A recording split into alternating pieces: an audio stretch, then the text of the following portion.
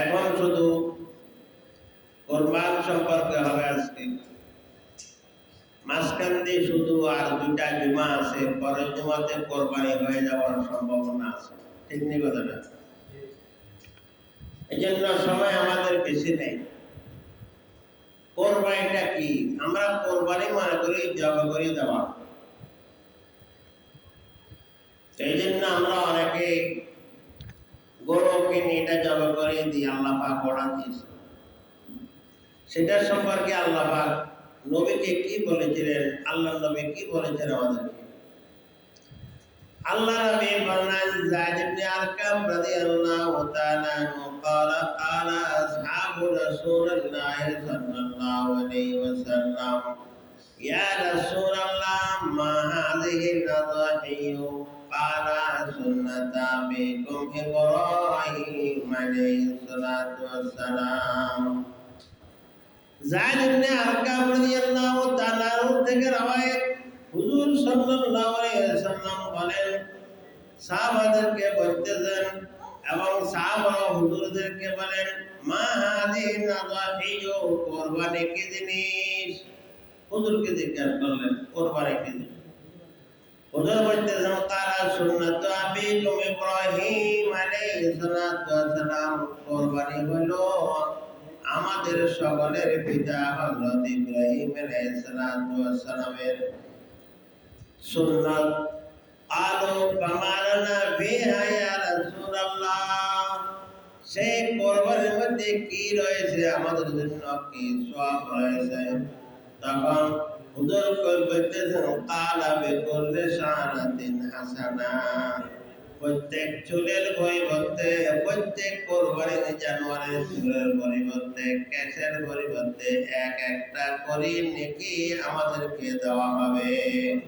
সুবহানাল্লাহ। কোরবানির জানোয়ার সম্পর্কে এবং কোরবানির সম্পর্কে আল্লাহ নবীকে জিজ্ঞাসা করা হয়েছিল, কোরবানিটা কি জিনিস? হুজুর বলতেছেন, এটা আমাদের পিতা হযরত ইব্রাহিম আলাইহিস সালামের কি তরিকা, সুন্নাত।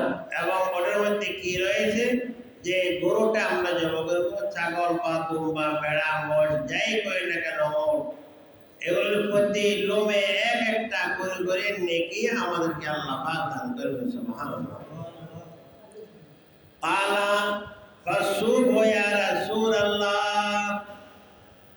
কোরবানির জানোয়ারের মধ্যে কিছু কিছু জানোয়ার তাদের লোম বেশি, যেমন দুম্বা আর ভেড়া, এদের লোম বেশি হয়। এত বেশি লোম হলে কি সওয়াব বেশি পাবো কিনা?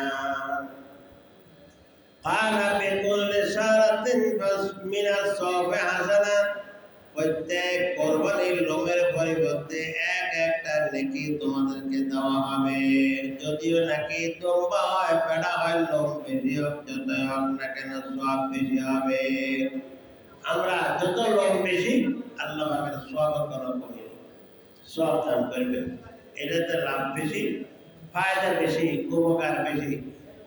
হুজুর সাল্লাল্লাহু আলাইহি সাল্লাম মদিনার বুকে 10 বছর ছিলেন, প্রতি বছর কোরবানি করিয়েছিলেন এবং সমস্ত সাহাবাদেরকে বললেন, তোমরাও কোরবানি করো। আসলে আমরা যে কোরবানিটা করি আল্লাহকে পাওয়ার উদ্দেশ্যে, আল্লাহকে রাজি করার উদ্দেশ্যে।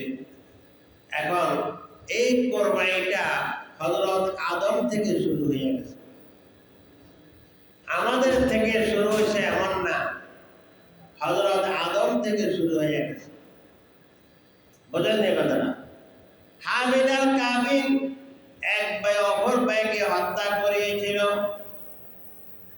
তখন তারা তাদের তো কারণ সম্পর্কে আপনারা জানেন, বিবাহের ব্যাপারে তাদের একটা ছেলে হয়তো একটা মেয়ে হয়তো একসাথে 2টা করে।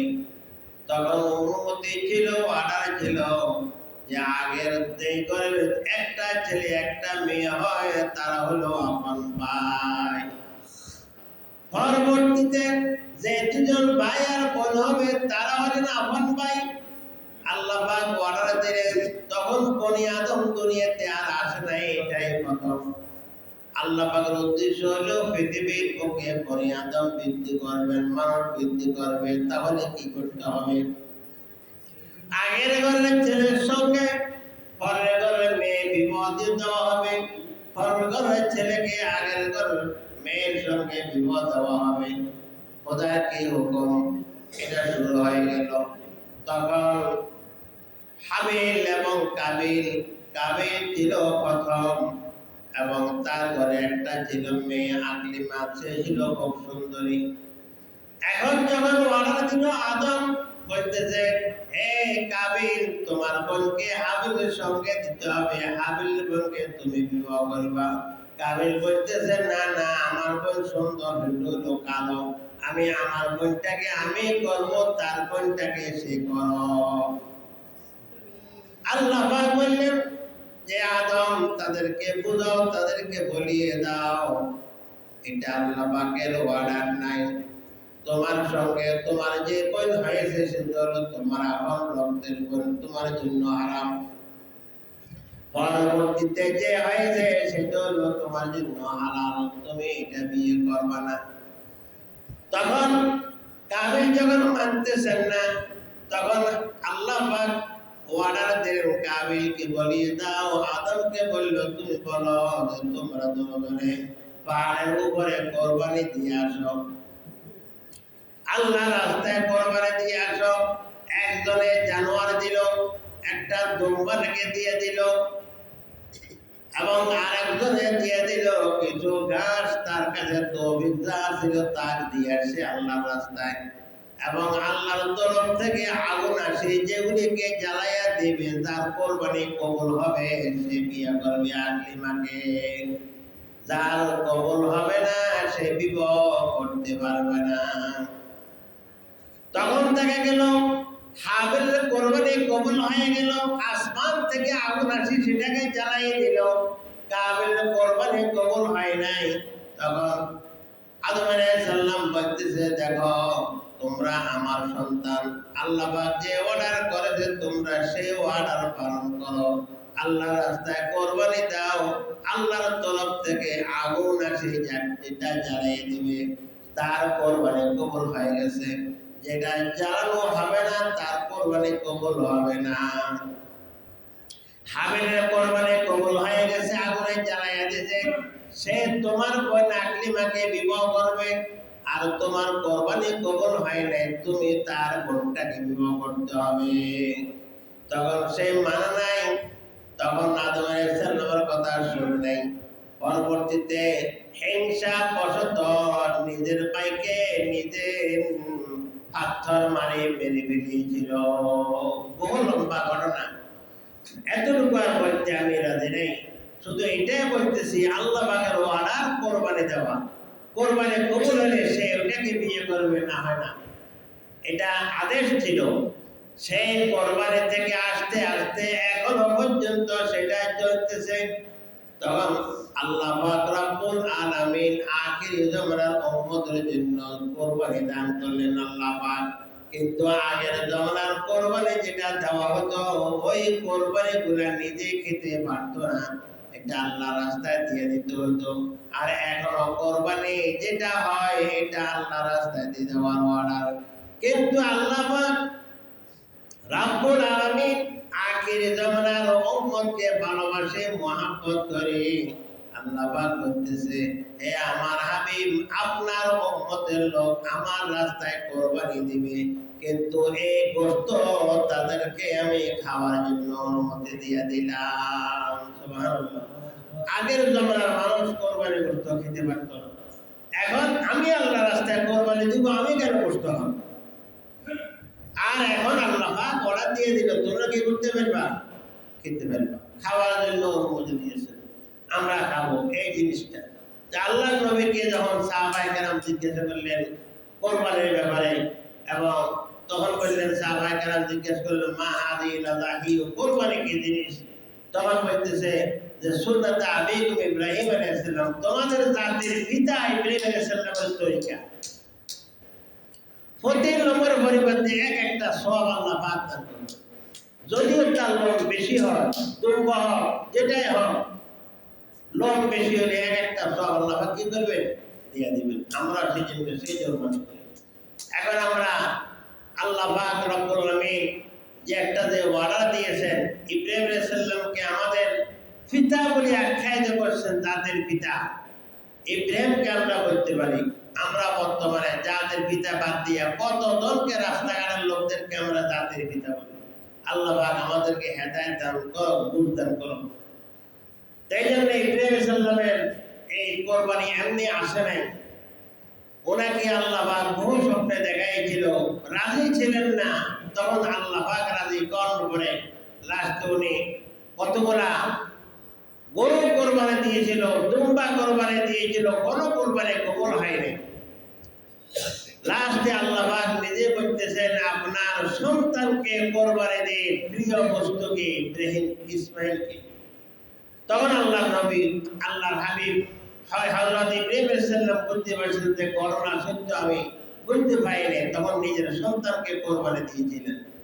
তাও তো আপনারা জানেন কোরবানি হয় নাই, যতই চেষ্টা করলো যে চক্ষু বন্ধ করে কোরবানি দিচ্ছেন, তখন দেখলো শুরুতে কোরবানি জানোয়ার কাটে গেল, চোখ খুলে দেখে না তার সন্তান এক পেছে বসা, অন্য পাশে দেখা গেল দুম্বা, সেখানে আল্লাহ পাক বেহেশতের মধ্যে আনিয়ে দিয়ে দিল। সুবহানাল্লাহ।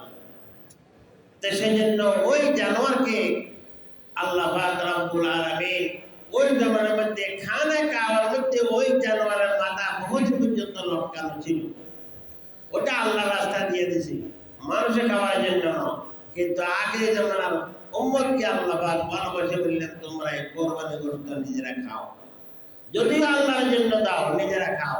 এক একটা লোকের পরিবর্তে এক একটা সব তোমাদেরকে দান করো। তো সেজন্য আমরা এই কোরবানিটা দিব। যতই হোক না কেন কোরবানিটা দিলে বেশি সওয়াব পাওয়া যাবে।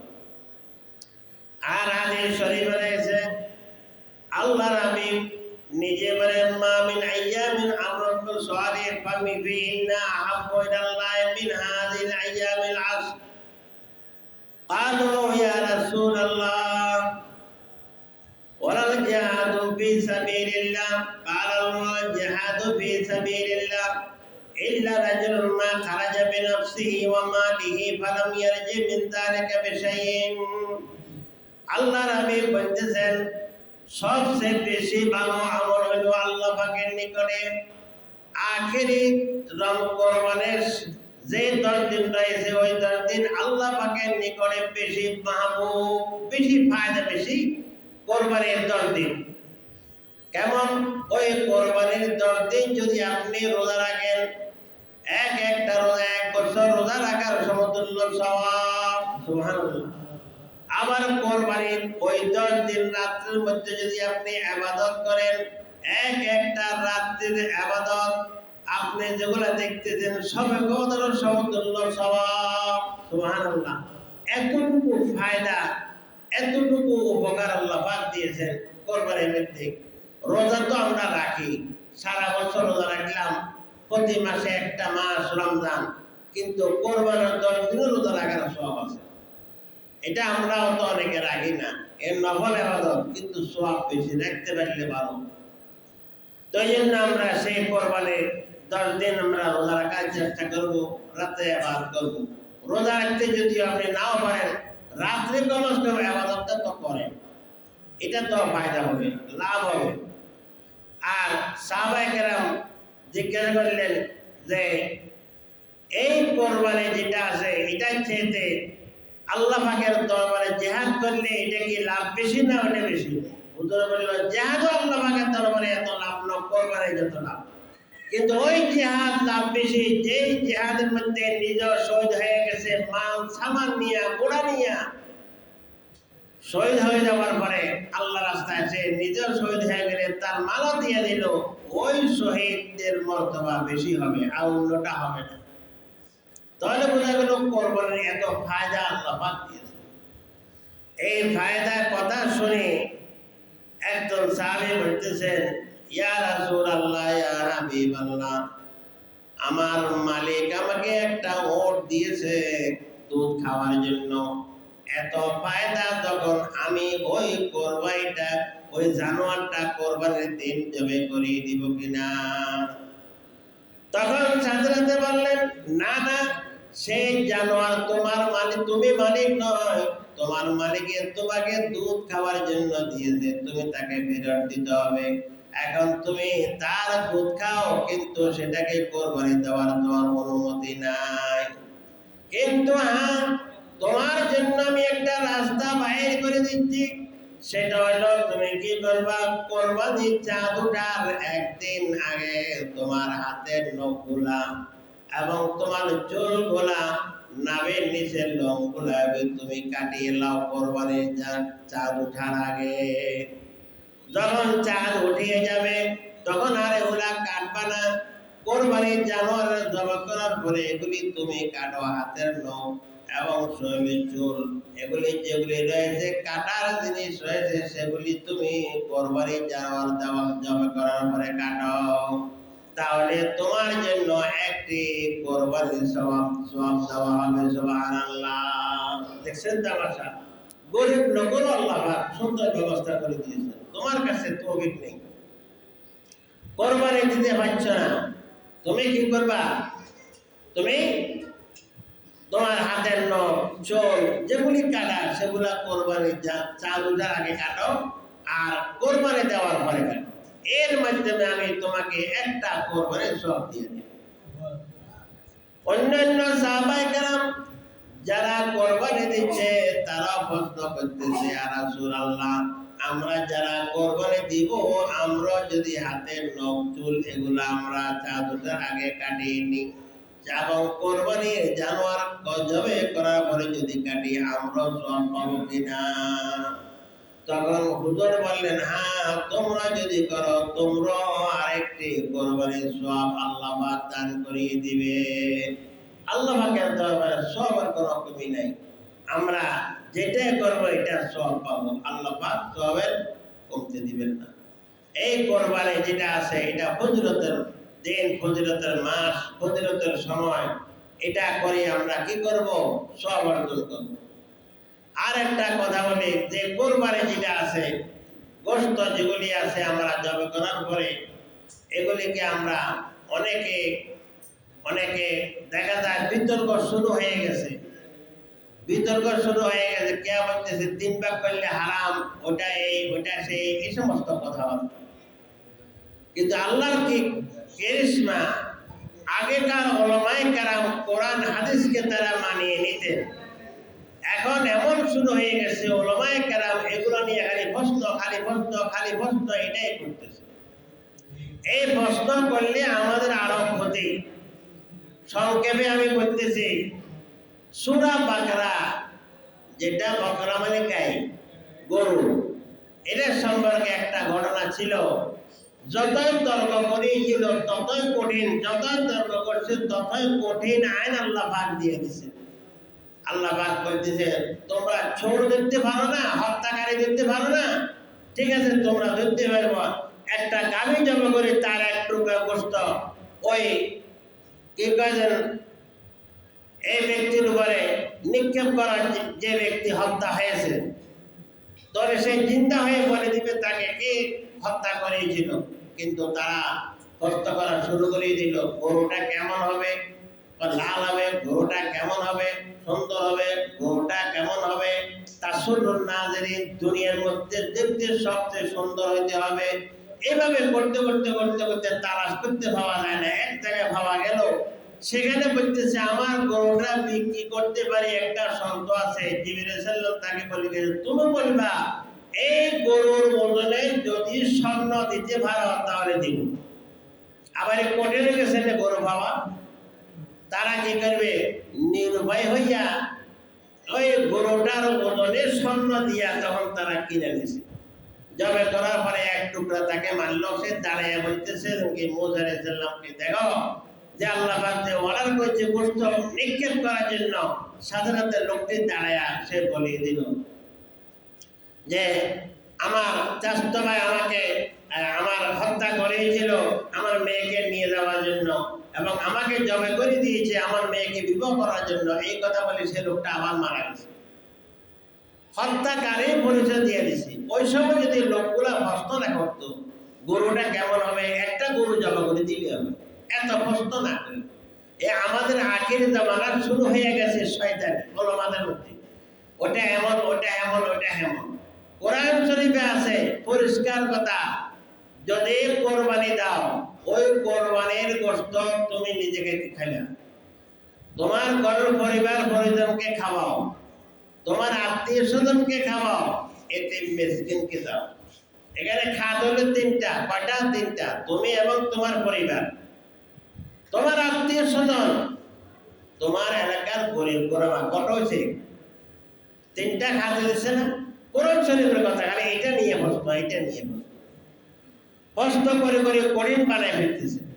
আর এখানে তিনটা দিন বাদ করবে, পরিষ্কার হাদিসের মধ্যে আছে, তোমার যদি তৌফিক কম থাকে ছোট একটা খাসি তুমি কোরবানি দিয়েছো, মনে করেন আপনার ঘরের মধ্যে 12-14 জন লোক করেন না, এখন আপনারা যদি ভালো মতে একবেলা খান ওই খাসিটা আর কষ্ট থাকবেও না। বুঝেন কথাটা? আল্লাহ পাক বেহিসাবি করে না। এখন তোমরা কি করবা?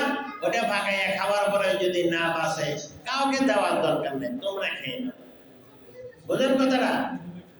আর যদি আপনার তৌফিক বেশি থাকে আপনি দেওয়ার পরে আপনিও খান, আপনার আত্মীয় স্বজনকেও দেন, গরিবকেও দেন।